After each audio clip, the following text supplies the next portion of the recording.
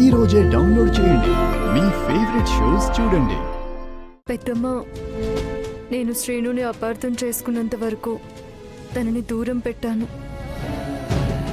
ఎప్పుడైతే తనని అర్థం చేసుకున్నానో అప్పటి నుంచి తనని విడిచి ఉండలేను అని నాకు అర్థమైంది. విడిపోయి మేం బతకలేం అత్తయ్య. ఈరోజు మా నాన్న శ్రీను మీద కోపడ్డా సరే, నాకు తన మీద ఎప్పటికీ కోపం రాదు. ఎందుకంటే నా భర్త అమాయకుడు పెద్దమ్మ.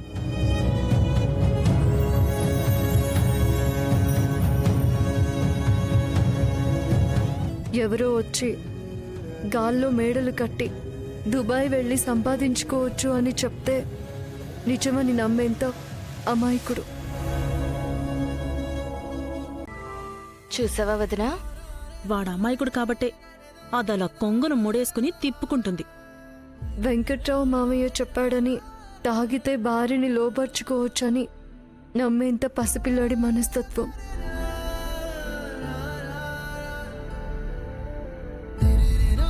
మేము ఎన్నోసార్లు తిట్టుకున్నాం, కొట్టుకున్నాము. చివరికి నా తండ్రిని ఏదో చేశాడని పిచ్చి ఆలోచనతో తన నుంచి విడిపోవాలనుకున్నాను. కానీ నేను అలిగినా మొండికేసినా శ్రీను మాత్రం ఒక తండ్రిలా చూసుకున్నాడు. అంతకంటే ఎక్కువ ప్రేమనే ఇచ్చాడు. అలాంటిది ఈరోజు మా నాన్న వచ్చాడు అని నాకింకెవరూ అవసరం లేదు అనుకోలేదు. పెద్దమ్మ, నాకు శ్రీను కావాలి. నేను నాన్నతో అమెరికా వెళ్ళలేను, వెళ్ళను కూడా.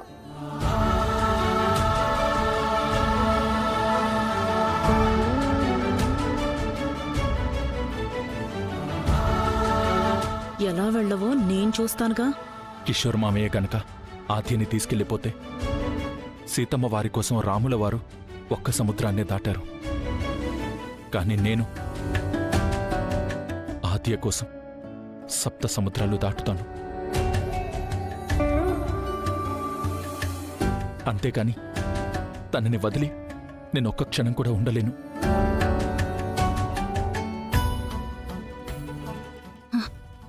వీడొకడు అమాయక చక్రవర్తి. మీ మాటల్లో మీరు ఒకరి మీద ఒకరు పెంచుకున్న ప్రేమ కనిపిస్తుంది. మీ ప్రేమే మిమ్మల్ని గెలిపిస్తుంది కూడా. తందంతా దొంగ ప్రేమ, ఊసర వెళ్ళి. మొన్నటిదాకా శత్రువుని చూసినట్టు చూసి ఇప్పుడు నా కొడుకు కావాలంటే ఎవరు నమ్ముతారేంటి?